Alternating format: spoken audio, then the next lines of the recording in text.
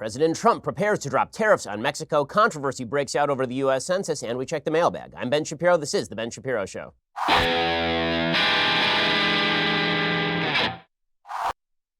You finally made it. It's the end of the week. I mean, that's exciting stuff. It was a short week, but I will tell you here at the Daily Wire, it was not a short week at all. So I'm very grateful it is a Friday, but we're going to get to all the news in just 1 second. Admit it.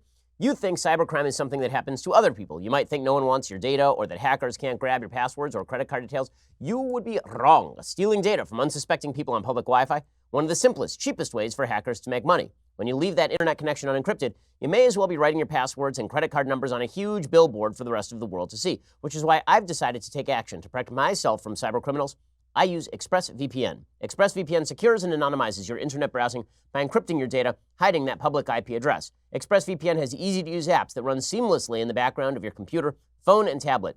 Turning on ExpressVPN protection, that only takes one click. Using ExpressVPN, I can safely surf on public Wi-Fi without being snooped on or having my personal data stolen. For less than $7 a month, you can get the same ExpressVPN protection that I have. ExpressVPN is rated the #1 VPN service by TechRadar. It comes with a 30-day money-back guarantee. So go protect your online activity today. Find out how you can get 3 months for free at expressvpn.com/Ben. That's expressvpn.com/Ben for 3 months free with a 1-year package. Visit expressvpn.com/Ben to learn more. Go check them out right now, expressvpn.com/Ben for that special deal, 3 months free with a 1-year package. Alrighty, so fallout from Robert Mueller's big statement continues. It is obvious that the Democrats, the mood in the room is it's time to impeach President Trump.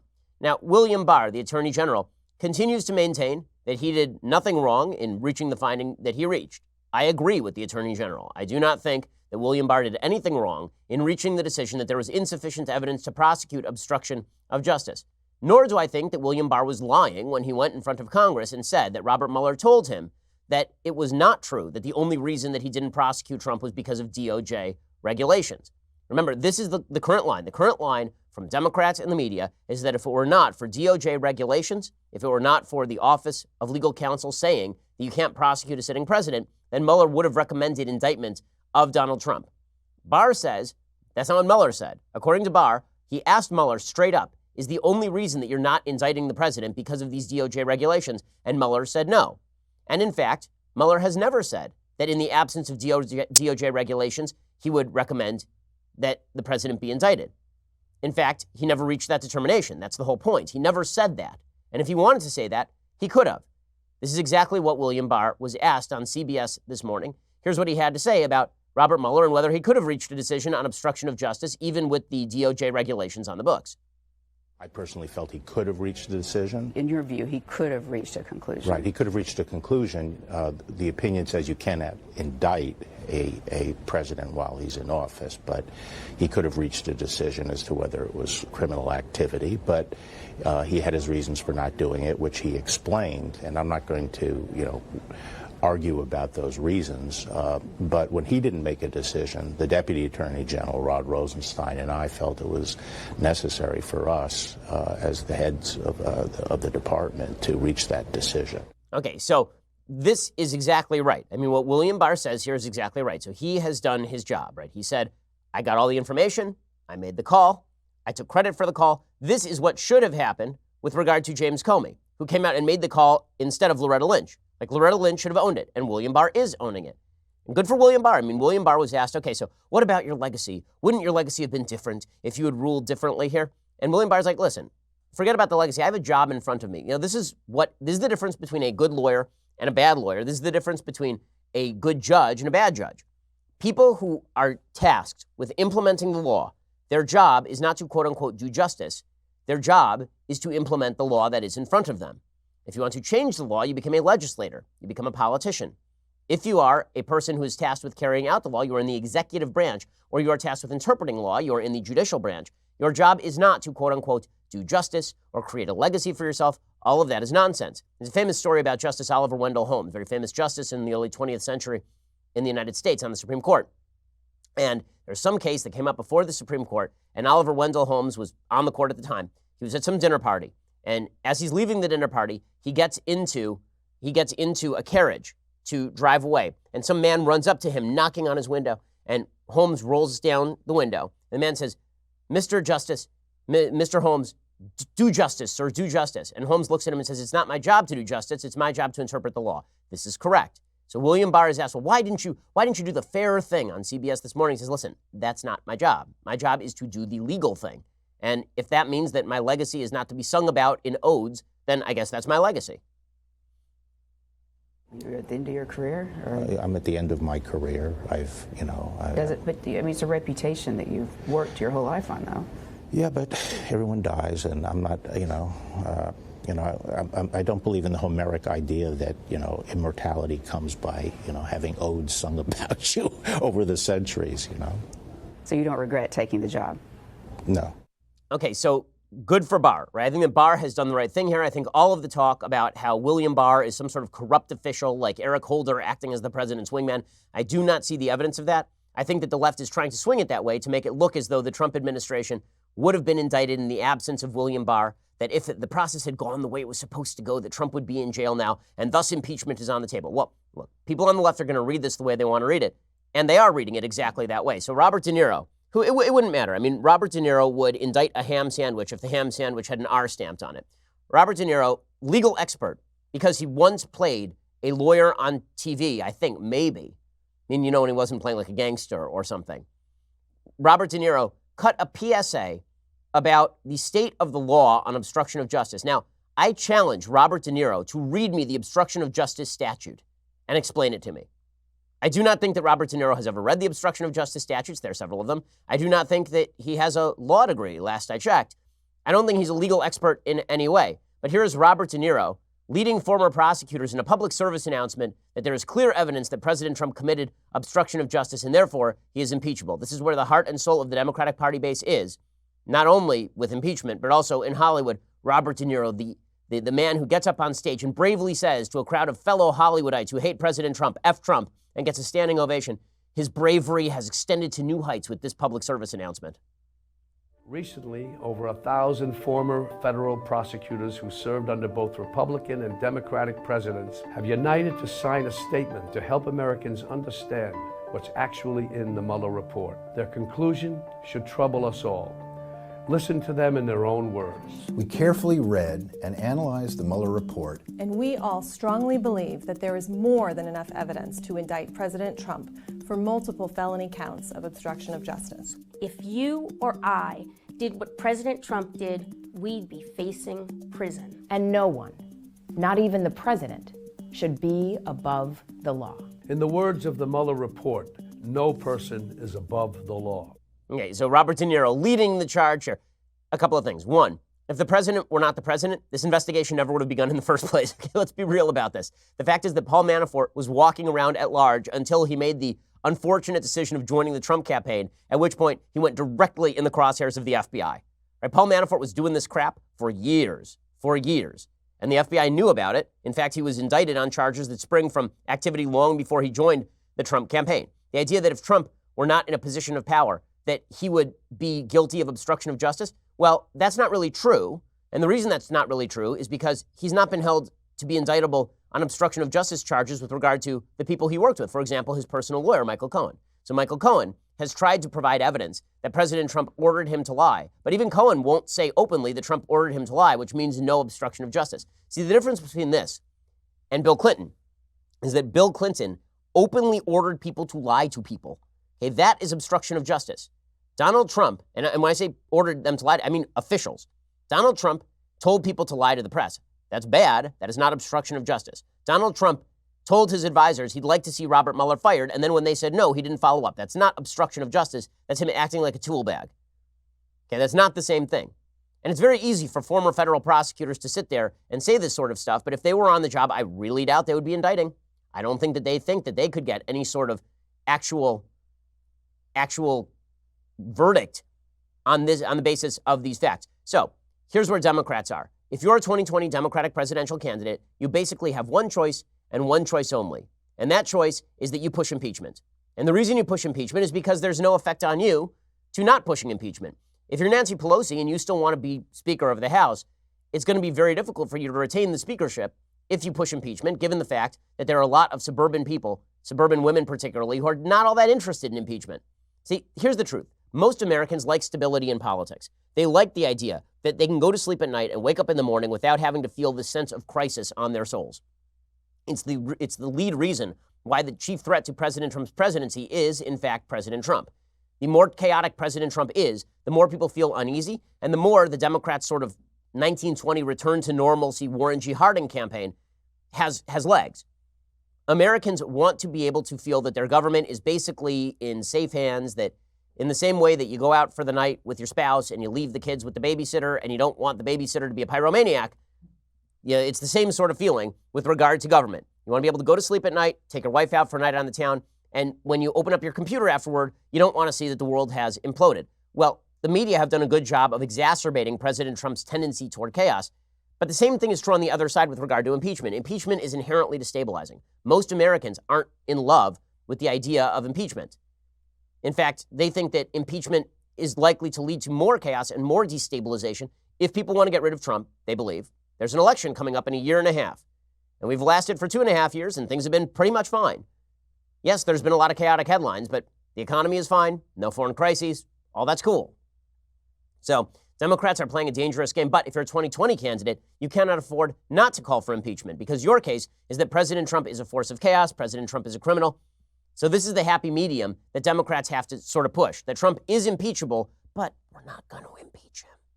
We'll get to 2020 candidates sounding off on this in just a second. First, for many of us, your blinds, whatever you have on your windows, that's an afterthought. But with brand new made-to-order custom window coverings from Blinds.com, you can radically transform the look and feel of your entire home.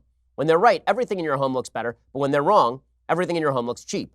With 15 million windows covered, over 30,000 five-star customer reviews, Blinds.com is America's #1 online retailer for affordable, quality custom window coverings. Blinds.com makes the whole experience incredibly fast and easy. Plus, every single order gets free samples, free shipping, a free online design consultation. Just send them pictures of your house, and they will send back custom recommendations from a professional for what will work with your color scheme, furniture, and specific rooms. They'll even send you free samples to make sure everything looks as good in person as it does online, and every order gets free shipping. They've really made it easy for you, so there's no excuse to leave up those mangled blinds. For a limited time, my listeners get $20 off at Blinds.com when you use promo code BEN. That is Blinds.com, promo code BEN for $20 off. Faux wood blinds, cellular shades, roller shades, and more. Blinds.com, promo code BEN. I've checked them out myself. I can tell you their services are just extraordinary. Rules and restrictions do apply. Go check them out. Blinds.com, promo code BEN, and get $20 off everything. Okay, Blinds.com, promo code BEN. Pretty good stuff. Alrighty, so the Democratic presidential candidates naturally have to push the idea that President Trump is a criminal. They will continue to push that without actually pushing impeachment. Beto is really that skateboard has run out of juice. He's really on a pot low. He's having a tough time. It's falling apart for him. But he says impeachment should be on the table because, brah, if it isn't, I'm basically effed. Here's Beto O'Rourke talking about impeachment in the weirdest possible way, like what I'm about to say, as Beto, it doesn't make any sense. But I'm talking to Chris Cuomo, so it doesn't have to, because Chris Cuomo doesn't understand things, so that's fine. Here are two blocks of wood clocking each other. We were attacked by a foreign power in 2016, an attack that was invited by the candidate who is now our president. An investigation into that attack was obstructed by this president. Unfortunately, the House of Representatives today has stalled in their pursuit of these facts and the truth. Only impeachment gives them the leverage and the mechanism necessary for us to know exactly what has happened and who is responsible for that. So we're still going to go with the collusion thing happened. After 200 pages of the collusion thing didn't happen, we're still going to go with the collusion thing happened. And the reason that we need an impeachment hearing is so that we know what happened with Russia. Well, that is a different story than even Democrats. So they're shifting back to Russia now. So remember, this thing started with Trump-Russia stuff. And then it moved over to obstruction of justice. And now when it looks like the obstruction of justice thing is kind of falling apart, they're going to move back to, and the reason we need to investigate, so let's get this straight. We need to investigate obstruction of justice because there's Trump-Russia stuff. And now the reason that we need to investigate obstruction of justice on the impeachment level is to get to the underlying question of Trump-Russia stuff. So it started at Trump-Russia, it moved to obstruction, now it's moving back to Trump-Russia. I feel like you might be shifting the goalposts a little bit here, people. Getting a little dizzy. Meanwhile, Elizabeth Warren, whose basic campaign is, I will be the craziest person in the field. I mean, no matter what, I will be the craziest person in the field. I'll be crazier than Bernie. I will give you free everything free for you. Now Elizabeth Warren is pitching the vision of President Trump being frog marched out of the White House in chains. Here she is, Elizabeth Warren. Donald Trump did everything he could to derail, stop, halt, obstruct that investigation. Right. That is a violation of the law. Yeah. If he were anyone other than President of the United States, he would be in handcuffs and indicted. Okay, so no, that is not true. Again, that is not true. No prosecutor worth their salt would indict a case like this. There just is not enough evidence. You need to have corrupt intent. That is a very, very high bar. It is not clear in the absence of an underlying crime that corrupt intent is present. And meanwhile, the pitch has been put out there that President Trump is unique, that he's being uniquely protected. Now, this is very rich stuff coming from members of the Obama administration. So Valerie Jarrett, who is the sort of right-hand woman to Barack Obama in the White House, she appeared on some Sirius XM show yesterday, and she said, Barack Obama would have been impeached in a nanosecond if he acted like Trump.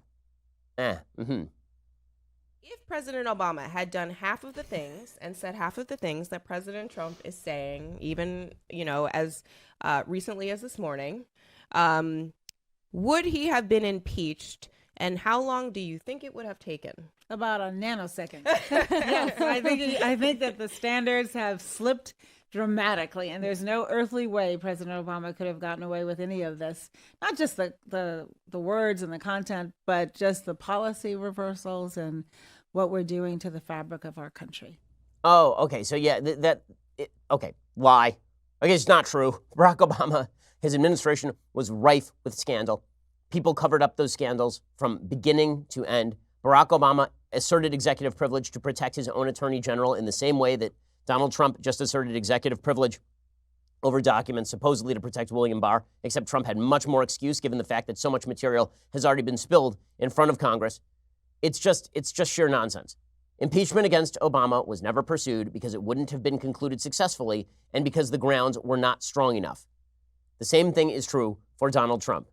Meanwhile, new information emerging about disgraced FBI agent Peter Strzok, who led the Trump-Russia investigation as well as the Hillary investigation. Fox News is now reporting that Strzok, who was later removed from special counsel Robert Mueller's investigative team for sending anti-Trump texts, was a central coordinator for the FBI on that offensive briefing, which included multiple agencies. 3 weeks earlier, Strzok had opened an FBI counterintelligence investigation into campaign aide George Papadopoulos. A source familiar with sensitive records documenting the August briefing told Fox News that Strzok was in a unique and apparently conflicted position. Strzok opened the FBI investigation into Russian outreach to Trump campaign aides, while at the same time, he was supposed to be warning the Trump campaign about Russian activities. So one of the questions that Trump has always asked about this entire investigation is, why didn't you guys just tell me that this was going on? If you suspected that my campaign aides were acting in nefarious fashion, then why in the world would you not actually just tell me about it so I could fire them? And folks in the FBI are like, well, it's because we suspected you. But the people who were not informing Trump were people like Peter Strzok. Peter Strzok's job was to inform Trump what was going on and give intelligence briefings to Trump. Peter Strzok, at the exact same time that he was refusing to turn over this information to Donald Trump, whose campaign this was, at the exact same time, Peter Strzok was texting with his paramour, Lisa Page, about their insurance policy against then-candidate Donald Trump, as Ryan Saavedra writes over at Daily Wire. Strzok texted FBI lawyer Lisa Page, quote, "I want to believe the path you threw out for consideration in Andy's office," that'd be Andrew McCabe's office, "that there's no way he gets elected, but I'm afraid we can't take that risk. It's like an insurance policy in the unlikely event you die before you're 40. As I wrote at the time, that looks an awful lot like motivation for launching an investigation into Trump in order to sink Trump as a hedge against Trump's victory. The FBI's investigation into Russian governmental interference in the election began in July 2016, just weeks before Strzok's text message. And that means there's now more of a smoking gun of FBI corruption against Trump than there is of Trump colluding with Russia. Herridge also notes that, Catherine Herridge at Fox News, she also notes that just a couple of days before the infamous insurance policy text message, the two anti-Trump agents had the following text message exchange. Page, "Trump's not ever going to become president, right? Right? Strzok, no. No, he won't. We'll stop it." And as I wrote at the time, this is an explicit admission that high-ranking actors in the FBI saw preventing Trump's presidency as paramount. Barring some highly damning information demonstrating the full legitimacy of the Russia investigation, this text from Strzok to Page could and should completely destroy whatever faith that America still had in the legitimacy of the Russia investigation. John Ratcliffe, Republican of Texas, member of the House Judiciary Committee, told Fox News, quote, there was a defensive briefing of candidate Trump on August 17th of 2016. And I can tell you what he wasn't told. He wasn't warned about a Russia investigation that Peter Strzok had opened 18 days earlier. Why would Strzok, who would participate at Jim Comey's direction in a defensive briefing designed to protect and warn a candidate, be the same person who was in fact at that time already investigating the candidate's campaign? That shouldn't happen, and there should be answers to those questions. President Trump's questions about the Trump-Russia investigation, I do not think are illegitimate. And people treating them as illegitimate have a bit of an axe to grind. We'll get the answers, but I'd like the answers, and I think that Trump is entitled to the answers. I think the American people are, in fact, entitled to the answers. My going theory is that this investigation was launched in good faith and that it quickly morphed into an exercise in confirmation bias from people who despised President Trump and already saw him as a Russian tool. That's my going theory. I mean, the more cynical theory is that the thing wasn't even launched in good faith. And that theory has been put out by people, including Andrew McCabe, over at National Review, that basically the Obama administration saw Trump as a threat, and therefore they authorized the FBI to go after him. I haven't seen the evidence of any of that at this point, but I think it's pretty obvious that there was some serious corruption going on inside the FBI with regard to how they decided to conduct the investigation. And meanwhile, the other big story of the day is that President Trump says that the United States will impose 5% tariffs on all Mexican imports beginning June 10th in a dramatic escalation of the border clash between the United States and Mexico, as according to the Washington Post. President Trump on Thursday said he would impose a 5% tariff on all goods entering from Mexico unless it stopped the flow of illegal immigration to the United States, a dramatic escalation of his border threats that could have sweeping implications for both economies. Now, I gotta say, I do not understand this move by the president. I don't think the president should ever have had this sort of tariff authority. As somebody who believes in the checks and balances of the Constitution, it is not the job of the president to set tariffs. It is the job of the legislature to set tariffs. If Congress wants to take back that power, they absolutely should. And if Democrats move to take back tariff power, then Republicans should move with them to do so. This is a constitutional issue. It's not even a Trump issue. The president should not have unilateral trade authority. Congress has the power to take back all of this authority. If you're going to sign some sort of trade treaty, then the Senate is supposed to ratify that treaty. And if you're going to set tariffs, that should be happening at the congressional level, not unilaterally at the presidential level via emergency executive order. It's nonsense. I don't like it from Obama. I don't like it from Trump. I don't like it in either direction, by the way. The president unilaterally lowering tariffs is a violation of the constitutional order. The Constitution prescribes that the legislature of the United States is supposed to be responsible for the policy decisions. The President of the United States is responsible for implementing those policy decisions and working with Congress to come up with things that can pass both the legislative and the executive veto. This has been completely skewed over the history of the Constitution into the president can do whatever he wants. I don't like it. I'll talk more about it in 1 second. First, let's talk about something we can all agree on, saving money. The reality is, if you're not shopping around, you're probably not saving money. So what if there was a way for somebody to do the shopping around for you? Well, that's exactly what Honey does. Honey is a free tool that you download to your computer's browser. While you shop online, Honey scans the internet for coupon codes and other discounts. Then it automatically applies the coupon with the biggest savings to your cart at checkout. Like magic, it takes zero effort to install, just 2 clicks, and you're ready to start saving anytime you shop online. There's really no reason not to use Honey.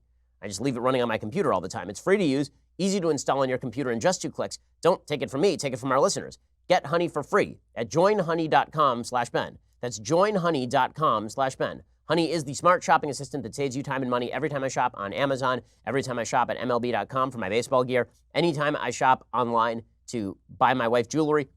I promise you, Honey is great. It saves you money with virtually every purchase. Go to joinhoney.com/Ben. Go check them out right now. You really have nothing to lose. It's free, and you're going to save money. Joinhoney.com/Ben. Okay, so as I say, President Trump says he's now going to impose tariffs on all goods entering from Mexico. The problem is that he's basically taxing the American people. A tariff is a tax on Americans.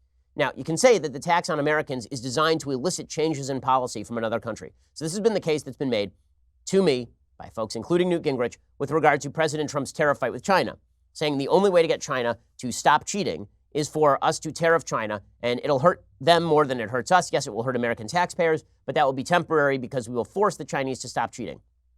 That, at least, is arguable, and I think there's something to it in the sense that China is an actual geopolitical rival to the United States, attempting to maximize its power. So if they are getting richer, and we are getting richer, but they are getting richer at a faster rate than we are getting richer, that may not, in fact, be good for us. I think there's an open argument, historically speaking, as to whether Richard Nixon should have opened China in the first place. There were complicating factors at the time, like the fact that we were trying to separate off the Chinese from the Soviet Union. But there's a case to be made that the attempted thought experiment that if we just allowed the economy of China to liberalize, that the politics of China would liberalize, that thought experiment has basically failed, and that was a mistake. That's why I think that putting tariffs on China, not quite the same thing as what Trump is doing here with tariffs on Mexico. What exactly does he hope to accomplish by slapping tariffs on Mexican goods other than the president kind of likes tariffs? Well, he says he wants to stop illegal immigration that way. This policy is not designed to elicit the proper response. It is not. So you slap tariffs on Mexican goods. You're going to accomplish a couple of things. One, you're going to tax American citizens. Because the fact is that Mexico is our third largest trading partner. I believe that it goes China, EU, Mexico. Okay. That's not great for Americans. And these tariffs are going to escalate. It's going to start at 5%. It's going to go all the way up to 25%. So get ready for your products to get more expensive. So not good for the economy in a near election year for the president. And for you, right? I mean, you are the taxpayer. Number two, it's going to impoverish the economy of Mexico. Now, what Trump would say is, right, that's the threat. If I impoverish the economy of Mexico, the Mexican government is thereby incentivized to stop illegal immigration. But there are two problems with that. One, if the economy in Mexico is worse, where do you think those people are going to go? Where do you think the Mexicans who are living in a bad economy are going to move? Do you think they are not going to move north through our porous border? In fact, every period in American history where the American economy is doing really well and the Mexican economy is not doing really well, you know what's a thing that happens a lot? Illegal immigration. Also, do you really think that the Mexican government, which is politically accountable, remember, that the Mexican government is going to crack down on illegal immigration in the midst of a bad economy? Do you really think that's going to happen? Because that's still an elected government. How popular do you think that government would be? Do you think that government would be real popular if they were like, you know what, we're shutting down illegal immigration so that people can't travel across the U.S. border and then ship the money back to Mexico, which is very often what happens. We're doing it at the behest of Donald Trump. Yeah, I'm sure that government will be long for this earth. So none of this is actually geared toward success. You know what would have been geared toward success would be a border wall. That would be really great. Like a border wall would have been much more geared toward stopping illegal immigration without wrecking the economy to the south of us and taxing American citizens to do it. This is not smart policy. The White House plans to begin levying the import penalties on June 10th and ratchet the penalties higher if the migrant flow isn't halted. Here's the other problem. There's no actual measure of what a halt in migrant flow looks like. Also, how in the hell are you going to determine if the migrant flow has halted in like 6 weeks? Because the first deadline on this thing is July 1st.